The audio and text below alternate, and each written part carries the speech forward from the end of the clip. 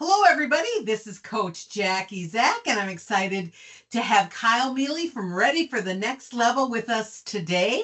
Kyle is a dynamic leader, teacher, speaker who leaps out of bed every day to unlock the trapped potential in entrepreneurial businesses and their leaders. He attributes his experience to a montage of training moments that led him to where he is today. And you're going to get to see his dynamic personality as we go along. And when he was managing a lab, they won Lab of the Year. He took a martial arts school from $500 to $1 million, the first of three in the nation out of a single location. He took a stagnant digital marketing agency from 3 million to 7 million in under 3 years. And I'm really looking forward to learning more about him and his business. So it is my pleasure to welcome Kyle to the show today. Hi, Kyle. Well, hello. I feel really awesome right now. I just hope to give your listeners some real good value and help them grow their businesses. That's if I can give that back after that introduction, I'll be okay with myself today. Perfect. Well, why don't you tell us a little bit about your personal story? It's kind of a comedy. It's a comedy of errors and standing on a bunch of the shoulders of really smart people, and then chasing getting better. That's why I did the name Next Level. I love trying to take things from here to there and then doing it again and again and again and almost obsessively. Awesome. Excellent. So how did you get where you are professionally? What made you decide to start a business? So I've always ended up sitting next to the CEO or the visionary. When I was at the karate school, that was my job. When I was at the digital marketing agency, I ended up there as well. And, I kind of felt like I didn't have a choice at the end. When I finally took the entrepreneurial leap, I fell in love with small business and I fell in love with helping them. And I'd always been the number two and never really the number one. And it wasn't from an ego, it was from I think I can help more this way. And so that was my decision. And so I took that big leap and said, here's how I'm going to help. Excellent. So tell us a little bit about your leadership style. I mean, you took the leap, and now how do you lead you and your team? Oh boy. So leadership style, I had a really interesting road to get here. When I was at the lab, I was the youngest person in that facility by 23 years. So I was 23. It Wow. was my first job out of college. I was put with the title of manager, and I had to get these veterans to do things maybe a little bit differently than they had before. And these were blue collar workers for the most part that I interacted with, and that's not a slight. They just running a lab was not their number one priority. It wasn't the thing they loved the most. Sure.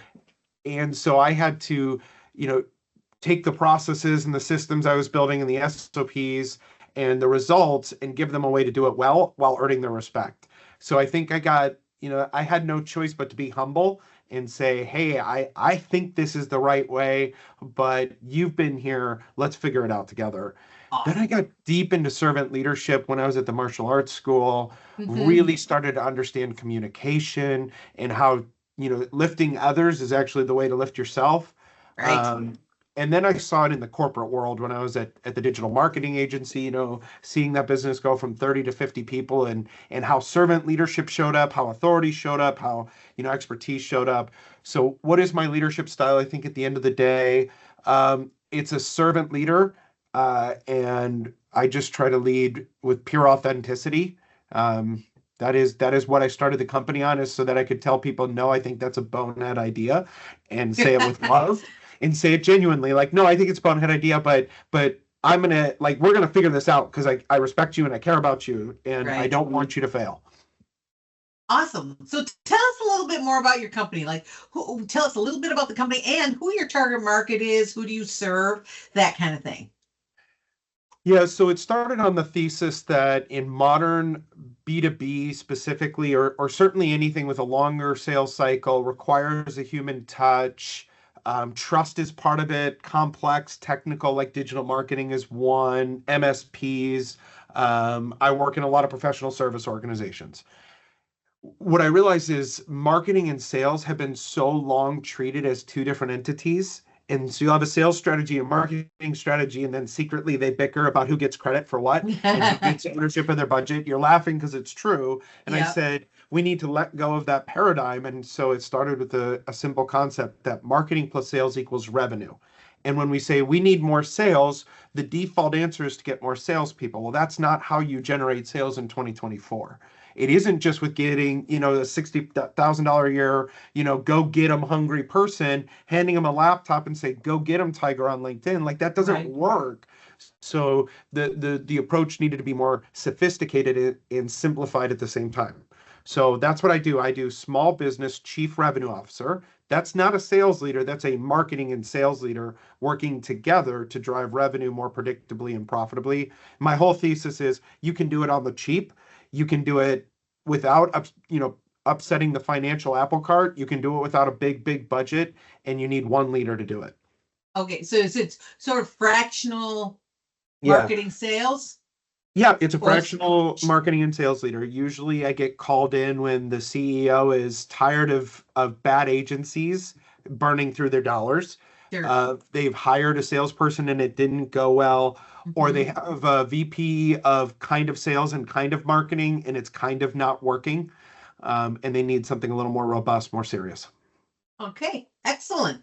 Because we really want to make sure that people out there understand that, know what you do in case they need some kind of help that you can offer them. So, Right. Yep. so when did you realize you had the confidence? Because that's always a big thing. People say they want to own a business, but taking that leap and having the confidence that you knew you could run the business.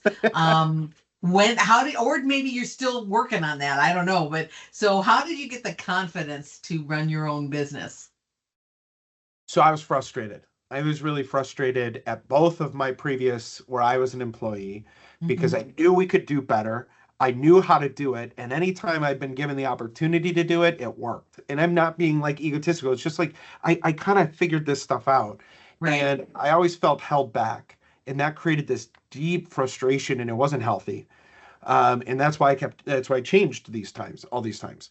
And I was finding it again in the last business. I knew a better path. I saw it and I wanted to get it, but my whole life I had been taught by my father, and he is an incredible mentor. So if he ever watches this, appreciate you, Pop. Um, but his whole idea was you get a good job, you get good Yep. benefits, and you Yep. stick to it. Period. Full stop. Yep. You are a father and a husband. That is your sacred priority. You don't go risking this.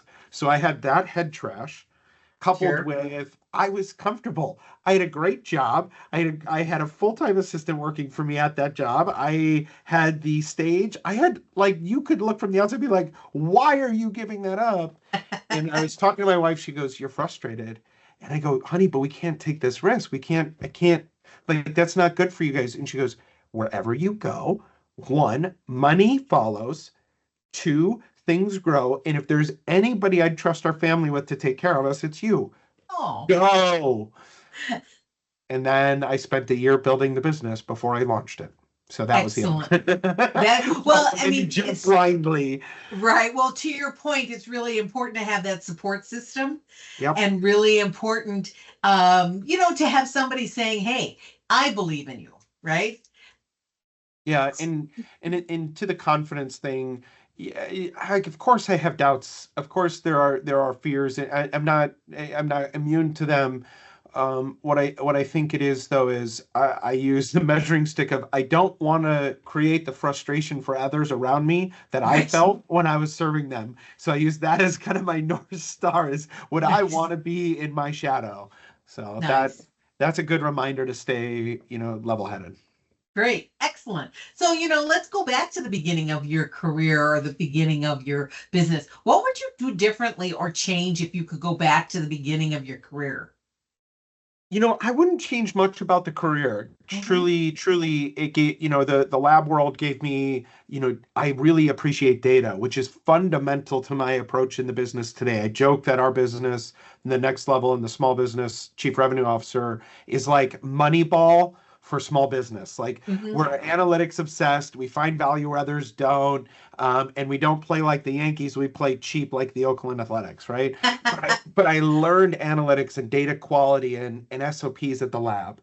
Right. At the karate school, I really understand. I became I kind of had to become an entrepreneur in Hmm. mindset and work with limited resources and onboard people quickly and go through people problems and like make ends meet. Right. My first year there, we barely broke even that whole year. And I saw the owner and I had the same income. And I'm like, that's inappropriate for what he's risked for me. So I'm never going to let that happen again. So I have these really great stories. I think the thing I would wish I would told myself in the past is be bolder sooner with this Hmm. business. Excuse me. And I'd say that because when I started the business, I was so still in that kind of that fearful place For where it's like sure. all I'm going to do is keep a roof over my kid's head and food on the table. That's it. Everything else is secondary. But I had done so much good preparation. I have always, found a way to be successful that within 3 months I was full. I was overflowing with clients. And then I wasn't prepared for that. I had never built the business to be bigger than me. And so Right. I wish it had been like, if you had started where took 3 months to get to, you'd have been even further now. So there you go. There's my Oh, one. excellent. Great. There you have lots and lots of great lessons in there in that description. You have lots of great lessons for people. So I would encourage everybody to listen and maybe re-listen to what Kyle's saying because there's a lot of great lessons for entrepreneurs. So what do you think is a common myth about being the president, the CEO, the founder that you want to dispel for everyone? Oh boy. So it was so funny because I was running a karate school. I wore pajamas. People called me sir. It was pretty awesome, right? And like, but I really respected business owners, and our job at the martial arts school was very serious. I mean, we ran a very tight business. We took care of kids. We kept kids safe. Taught them how to have confidence. My confidence comes from the martial arts training I got. Setting consistent goals, working your butt off to achieve them, challenging yourself to a higher level. Like all of that comes from it. And I had this belief that every CEO had it together. I had this Ah, deep-seated belief that like that they knew what they were doing, and as I worked so many with CEOs so many times at the digital marketing agency and got close to them, I realized that they were just as lost as anybody you'd expect. mhm. They had rolled the dice more than most, Yep. and that actually, even though I saw that they were beautifully broken, there was something in them that they had taken this bold step, and my respect had both grown at the same time, that they were imperfect and bold. And I'm like, I want to be like that too. I want to be Yeah. perfectly imperfect and bold. So And I I think the myth is absolutely, that they got it. yeah, I absolutely love how you described that because it's true. I mean, as a business coach, that's what I do is help perfectly imperfect business owners, right? And we can't know everything. That's why Yeah. people hire you. That's why people hire me. That's why people hire experts because then they don't have, and you don't have to know it all. So I really love how you said that. So, what is a few most of your most interesting insights that you've learned, or advice that you've received in the recent past that's worth sharing with our audience? Oh, um, how would I say? I'll say this, and it's not that interesting, but it's the proof of it, and it's a better way of saying it. Like, I really, really believe in drinking your own champagne. If you're in Hmm. professional services, you need to drink your own champagne. So if you are an MSP and you don't answer your own internal tickets, you got a problem. Hmm. If you are a marketing agency and you don't invest in marketing at the same level you'd expect a client to, you need to look in the mirror. And Yep. so that is one thing I've really been proud of, is that I don't do my own sales and marketing. Now, sure, I'm the mouthpiece, but I do believe really strongly in being a social CEO or being a thought leader in modern B2B. Just like if you think of thought leader in B2B and think it's like highfalutin and whatever, just like break it down and realize that this is the model that has been built in B2C called influencer, and realize how Right, much freaking money those people make. Like right. it's just now growing up and maturing into B2B, and we've changed the title of it to like make us self-important. But like all I'm doing is standing on, I built systems for my team to put me in a place to succeed, and we use our own system for our own business. Great. I love that too. And you eat your own cooking. I love it. Ah, that's good. I like that. The drink your own champagne. When That's an somebody said old that to me, I'm like, ooh. that's an old fashioned expression for I sure. love it. But I like how you said it. You said something about drink your own champagne. Yeah, drink I your own love it. champagne. I think I yeah, might have to start. I might have to steal that from you. you Anyway, should. Hey, hey, hey, it's stolen. I'm a marketer. I just swipe and deploy. so what's something new that you want to learn outside of work? Okay, the secret one that I like, it's so painful. I want to be better at golf, but I'm a karate guy. And so whenever I see Oh, that ball, I just want to hit the ball so hard it cries. Like that's what I want to do. And like I went to a golf coach for it, and he showed me a video of me swinging at the ball, and I just was like so embarrassed because I'm like all grunting and groaning trying to whack this thing, and it has a little piddly thing. So I think that's a good one because like that's very funny. what's That the is opposite awesome. of golf? You don't try and hit it as hard as you can, but that just like goes against my wiring. So. So let's getting back to business again. What area of your business have you always wanted to become more expert in? Oh, so I really subscribe to the who not how method. That's Dan Sullivan. Again, I'll bring it. I told you I stand on people way smarter than me, and just kind of like parrot it back out to a large extent. I'm just a good reservoir for it. Mm-hmm. Um, and so I really I want to be an expert in not having to be the expert. And what I Ah, mean by that is yes. the more I can take out of my brain or not have to put any brain power, I think the stronger the business will be, the more fun we'll all have because yeah, certainly I want to be better. I want to, of course, want to be a better marketer. Like I like spent 2 hours today futzing around. I found something that could revolutionize like the way we go to battle because I've kind of got our Mm-hmm. playbook, but I found a brand new model that is really fascinating. And so what am I doing? I'm experimenting with it today. I was playing around with it to see how it works so I can, teach it back out to my clients. But for me, I am not a good judge of character. I am a terrible interviewer. I am a terrible person for hiring because I see the good in everybody. So Yeah. I will, I mean, yes, I would love to be better at that because it's an important facet of business, but like, I, I don't think you're going to teach this old dog that trick anytime soon. So like the ROI on figuring that out when there's somebody who Yeah. knows how to do this better than me is probably the way to go. So for all of those of you who are business owners out there, that last bit, take that to heart because you are absolutely spot on in terms of that, right? The ROI on you learning how to do everything versus just focusing on your superpower is huge. So excellent. So thank you for sharing that. So what's the next big thing for you and your business? Like think about 1 to 3 years out. What's your number one area of growth, development, or challenge? So I've set a very tight and very clear 3-year vision. It is to sell the business. Great. Simply put, sell it. And because I put that, I had that moment, in the first 3 months where I'm like, oh my gosh, what am I going to do? I'm overwhelmed with business. Like I had this really deep, look in the mirror moment of saying, hey, I'm challenging these business owners to think different, do different things, invest, trust, have faith in the system. Well, I need to do the same equivalent for my business. So I'm going to scale, even though that isn't, what I started the business for. It was just to, Yep. put a roof over my kid's house. And so by planting the flag out there saying I'm going to sell it, I'm engineering this business very differently than I was doing in those first 3 months. I'm Mm-hmm. engineering it without me in the picture as much as I can.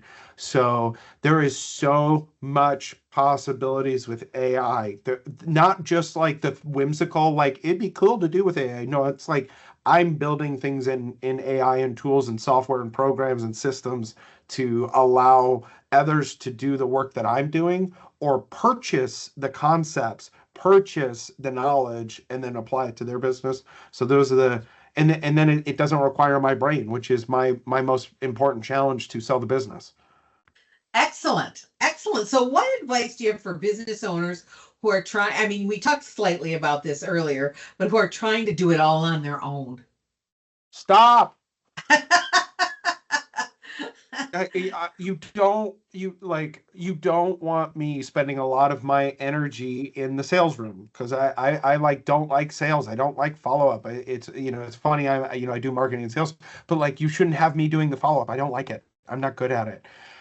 You definitely don't want me touching HR. You don't want me like making sure, like one of my big weaknesses is I don't spend a lot of time pausing and celebrating. Like it's not, Ah, I don't enjoy that. Like I'm on to the next thing. I'm on to the next thing. So I'm just gonna like let other people who love that do that. And you know how much joy I have watching other people find their joy? mm-hmm. So like let them have their cake. Like let them do what they're good at. Like isn't that I know so many small business owners who want to take good care of their team. Well, the best way to take care of their team is position them to be in their best spot, doing their best work and having fun doing it. And that usually means you're not, which is great. Yes, totally. So Totally great. I'll let Awesome. I'll let my chief of staff come in and do the high low buffalo. It's what she loves to do, and it just fills me up because it's become a fun thing. I would forget to do that step because I'd want to just get into the business stuff. So Right. Right. Excellent. Well, Kyle, it sounds like you have been really blessed with incredible people who've helped you on your journey. What would you like to say to them? I owe you dinner. I owe you drinks, and please forgive me for how long it took for me to hear it.